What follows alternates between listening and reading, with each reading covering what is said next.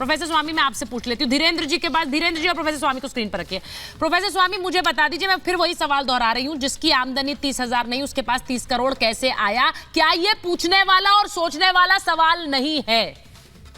नहीं, बिल्कुल सवाल सही है। मुझे जो खबर मिली है वो जिसके यहाँ पैसे पकड़े गए हैं वो भारतीय जनता पार्टी का कार्यकर्ता है। अरे मेरे घर में अगर 4 नौकर काम करते हैं तो कोई जरूरी नहीं है कि जो विचारधारा मेरी हो। ये खबर कहाँ से मिली है प्रोफेसर स्वामी? नहीं, सूत्रों से मिली कि वो बीजेपी का कार्यकर्ता है। वो बीजेपी का। अच्छा, ये तो ब्रेकिंग न्यूज है भाई के शर्मा जी, इसके बाद मेरे पास तुरंत आपके पास आना पड़ेगा। जो पूर्व वक्ता ने कहा, ये जांच से पता चल जाएगा। ठीक है, जो पूर्व वक्ता ने कहा मैं उससे सहमत हूँ।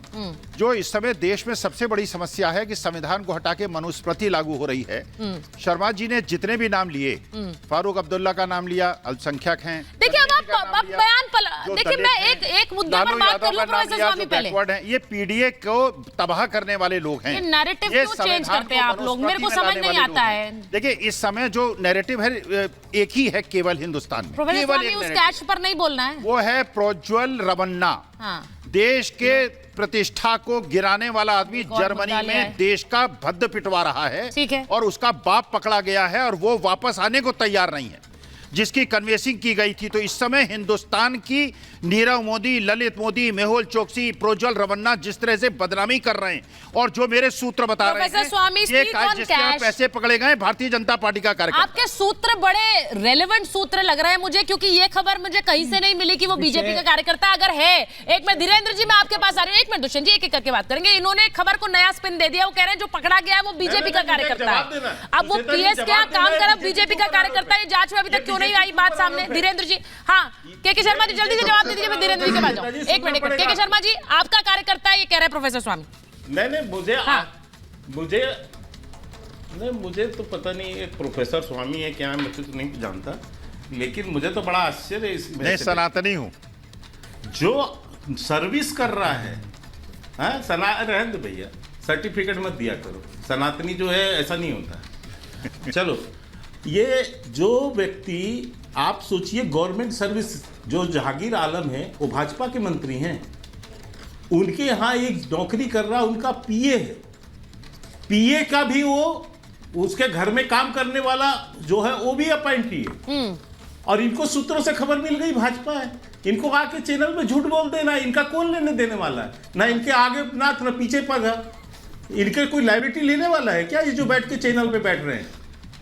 इनकी कोई है किसी पार्टी से आते हैं, कहां से आते हैं? नहीं प्रोफेसर स्वामी, यदि किसी पार्टी से होते हैं, बहुत इंपॉर्टेंट है कि इंफॉर्मेशन क्रेडिबल हो। पार्टी पे क्लेम करता है इस समय। एग्जैक्टली, मैं वही बोल रही हूँ, इंपॉर्टेंट ये है कि इंफॉर्मेशन क्रेडिबल हो। अगर ऐसा बयान है तो बताइए कहां से जांच में पता चला है, क्योंकि ये इस तरह से कह देना, इस वक्त वो रडार पर है, वो विजुअल्स जो अभी स्क्रीन पर चल रहे हैं। धीरेन्द्र कुमार जी, कोई इन्वेस्टिगेटिंग नहीं तो आप ऐसे बयान नहीं दे सकते ना professor Swamy. This has to be a responsible statement. Election के एक दिन पहले अरविंद केजरीवाल होना चाहिए ना प्रोफेसर स्वामी। वैसे ही क्या है, एनआईए की जांच कराइए, कराते रहिए, क्या परेशानी? वो एलजी साहब ने बोला है कि हाईकोर्ट बेल देने वाली है। झूठा आदमी यहाँ पर बैठ के बकवास कर रहा है। नहीं तो ये आप बोल सकते हैं, ये आप बोल सकते हैं, लेकिन आपने सीधे बोल दिया कि ये पैसा जिसके यहाँ निकला है ये बीजेपी का कार्यकर्ता है। This is not a credible statement. Prajwal Revanna विश्व का सबसे बड़ा सेक्स स्कैंडल चलाने वाला आदमी, जो इनका प्रज्वल रमन्ना पर डिबेट दूसरे दिन हुई थी।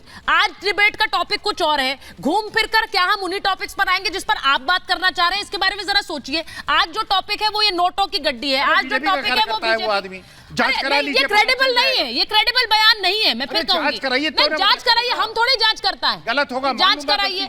नहीं, आप तो रिस्पांसिबल स्टेटमेंट्स ऐसे नहीं दिए जाते ना धीरेन्द्र जी। पूरा सूत्र आपके शक से जांच होते हैं ना, शक से होगी जांच। किसी पार्टी के धीरेन्द्र जी के पास आपको क्या होता है ये भाई? जहांगीर आलम जो कि मंत्री हैं झारखंड की सरकार में, मुझे ये सिर्फ समझ में आ जाती है आपको क्या होता है। वहां पर करोड़ों कैश मिल रहा है, ये मेरे को अभी तक जवाब नहीं मिला है कि एक ऐसे व्यक्ति के घर जो पैसा मिलेगा जिसकी आय नहीं है उस हिसाब से, तो वो पैसे का क्या लेन देन है, क्या गठजोड़ है, कहां कनेक्ट हो रहा है? चुनाव के कुछ घंटे पहले वोटिंग होनी है, कुछ घंटों। यह सुचारिता जी इंडी गठबंधन के नेता और जहां भी इनकी सरकारें चल रही है, करीब करीब यही स्थिति भ्रष्टाचार का आलम है। और जहां पर आप बात कर रहे हैं, आलमगीर आलम मंत्री जो है, उनके पीएस के यहाँ ये 30 करोड़ रुपये नगद जो पकड़े गए हैं, जो नेता के नेतृत्व में इनकी सरकार चल रही है, जो नारा देते थे जल जंगल जमीन, उनके ही गठबंधन के नेता जमीर बेच करके अमीर बनने का खेल कर रहे हैं और देश के लोग और इसको देख रहे हैं बहुत अच्छे से। ये भ्रष्टाचार का आरोप लगाते थे कि यहाँ संविधान नहीं बचने दिया जाएगा। आप तो गरीबों के पैसे को हकमारी कर रहे हैं बैठ कर, जंगलों को आप बेचने का काम कर रहा है, आप वहां पे माइंस को बेच रहे हैं बैठ करके, और किसके लिए? उन आदिवासी गरीब लोगों के जमीन को। ऐसे लोगों को तो मोदी जी ने कहा है कि अब बर्दाश्त नहीं करेंगे, और यही ईडी की कार्रवाई को देख करते ये लोग एक साथ हाथ मिला करके, जितने भी भ्रष्ट लोग हैं एक होकर के बैठ गए हैं। राजनीति में ये लोग ईस्ट इंडिया कंपनी की तरह इंडी गठबंधन है सुचरिता जी, जो सरकार नहीं व्यापार चला रही है। और ये चाहे झारखंड की बात हो या कर्नाटका की बात हो, इन लोगों का आज धीरज साहू क्या है, इसी कांग्रेस के नेता क्या 350 करोड़ रुपया पकड़ा गया। उतना बड़ा कैश आप ही लोगों के स्क्रीन पर पहली बार देखा।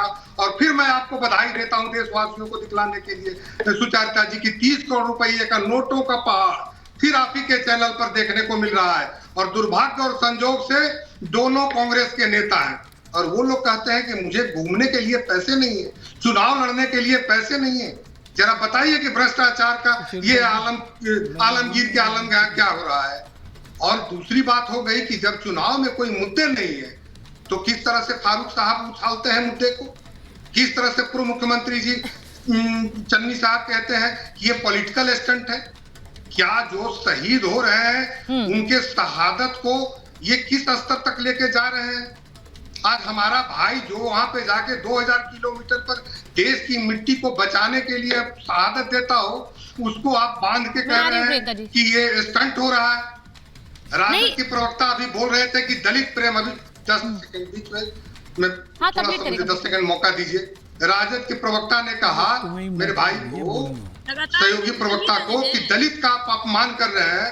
आदरणीय चिराग पासवान जी की माता का जिस तरह से जमुई के चुनाव में आप ही के कार्यकर्ताओं और नेताओं के द्वारा आपके सर्वोच्च नेता के मंच पर रहते हुए जिस तरह से अभद्र और अश्लील भाषा में ज्ञान दिया गया था, बिल्कुल जवाब दीजिएगा, एक कंप्लीट कर लेंगे। आपको दलित पे बोलने का कोई हक नहीं है। हाँ। दलितों की संपत्ति को आप लोगों ने अपनी संपत्ति बनाई है। देखिए बार बार कहती हूँ मुद्दों को भटकाने की कोशिश मत करिए। It is very important to understand the relevance. नहीं, एक सेकंड प्रियंका जी देखिए, हाँ, understand this crucially as well, that this person is misleading the whole nation by saying that we are against Dalits. Who is misleading the nation, ma'am? Who is misleading the nation? एक minute, Who is misleading the nation? क्या ये गलत है प्रियंका जी कहना कि PoK Bharat का अभिन्न अंग है? क्या हम ये कहना बंद कर देंगे कि पीओके हमारा हिस्सा है? क्या हम ये बोलना बंद कर दें प्रियंका जी? और अगर हम ये बोले तो गठबंधन के नेता ये कहेंगे कि उन्होंने चूड़ियां थोड़ी पहनी है, वो तो एटम बम गिरा देंगे। ये बयान आप सोच कर देखिए, एक हिंदुस्तानी होने के नाते क्या आप ये कहेंगी कि हाँ पीओके तो हमारा नहीं है और हम उनके एटम बम का डर देखते रहेंगे? सुचरिता जी, हाँ 10 सेकंड। सुचरिता जी, बोलिए। हेमंत करकरे को मेरा श्राप लगा, ऐसा कहने वाली प्रज्ञा जी थी, प्रज्ञा ठाकुर। ये भूलिएगा मत, हमारे शहीद हेमंत करकरे जी को क्या बोला उन्होंने, ये इसको मेरा श्राप लग गया। अब मैं बात करती हूँ दलितों की, क्योंकि पाकिस्तान मुद्दा नहीं है हमारा, मुद्दा है कि हमारा दलितों का अधिकार, पिछड़ों का अधिकार कैसे डकार रहे हैं लोग। कैसे चिराग पासवान ने बोल दिया कि संपन्न दलितों को आरक्षण छोड़ देना चाहिए। आप जाकर आरक्षित सीट पर लड़िएगा और संपन्न दलित छोड़ दे आरक्षण। बाबा साहब का दिया हुआ अधिकार है आरक्षण। जिस तरीके से ये लोग सोशल स्टेटस के नाम पर, हमारे सामाजिक समीकरण के नाम पर हमसे भेदभाव करते हैं, जिस तरह से ये शर्मा प्रवक्ता यहाँ भाजपा का चन्नी को तवन्नी कह देता है और लाली जो कि इस तरह से बेइज्जत करता है, उसी से बचाने के लिए भाजपा, इसी से बचाने के लिए, भाजपा की इन दगाइयों से बचाने के लिए हमें बाबा साहब ने आरक्षण का औजार दिया, हथियार दिया। इसको खत्म करने की जो बात करेगा, संविधान को खत्म करने की जो भाजपा की बात प्रियंका जी, मैं एक सवाल आपसे पूछना चाह रही हूँ। प्रियंका जी, मैं एक सवाल आपको पूछना चाह रही हूँ। चन्नी जी के लिए, मैं किसी के लिए भी किसी तरह के अपशब्दों के खिलाफ रहती हूँ हमेशा। जो लोग मेरा शो देखते हैं, जो लोग महाभारत देखते हैं, वो ये बात अच्छी तरह से जानते हैं। कोई भी नेता हो, किसी भी पार्टी का हो, किसी भी तरह के अपशब्दों का इस्तेमाल नहीं बिल्कुल गलत है। लेकिन मैं एक चीज आपसे पूछना चाह रही हूँ, आप इतनी नाराज है कि चन्नी जी को यह कह दिया वो एक दलित नेता है, आप इस बात से नाराज नहीं है कि चन्नी जी ने शहादत को लेकर स्टंटबाजी कह दी? मुझे हैरानी है, आपने एक बार ये नहीं बोला कि चन्नी जी कैसे कह सकते हैं कि जो पुंछ में हमला हुआ वो स्टंट है। आपको गुस्सा उस पर नहीं आता है? आप इतना बोल रही हैं, इतनी जोर जोर से गुस्सा हो रही है चन्नी जी के लिए, लेकिन जो शहीद हुए उनको स्टंटबाजी कहा जा रहा है और आप चुप है उस पर। एंकर बैठी हुई हैं और आप इसको कंडेम नहीं करती हैं। आप बोलिए क्या कंडेम स्टेटमेंट? मेरे सवाल का जवाब दीजिए ना प्रियंका जी। आपको दुख हुआ है? मेरे सवाल, आप भी बहुत कुछ कहती है मोदी जी के लिए, वो भी कहते हैं आपके नेता के लिए, तो मैं सबको शिष्टाचार का पाठ पढ़ाऊं यहाँ बैठकर। ये आप लोग नेता हैं, आपको पता होना चाहिए कैसे शब्दों का इस्तेमाल होना है। मैं यहाँ पढ़ाने तो नहीं बैठी हूँ ना प्रियंका जी। सवाल का जवाब दीजिए। आपको चन्नी जी के शब्द बहुत अच्छे लगे, स्टंटबाजी है? मैं एक जवाब देना चाहता हूँ सुचेता जी। सुचेता जी, मैं एक जवाब देना चाहता हूँ। और ये अच्छा, आप इस बात प्रियंका, ठीक है, मैं दुष्यंत जी के पास, के शर्मा जी बोलिए, जल्दी से बोलिए, मुझे दुष्यंत जी के पास जाना है। हमें सुचेता जी, मैं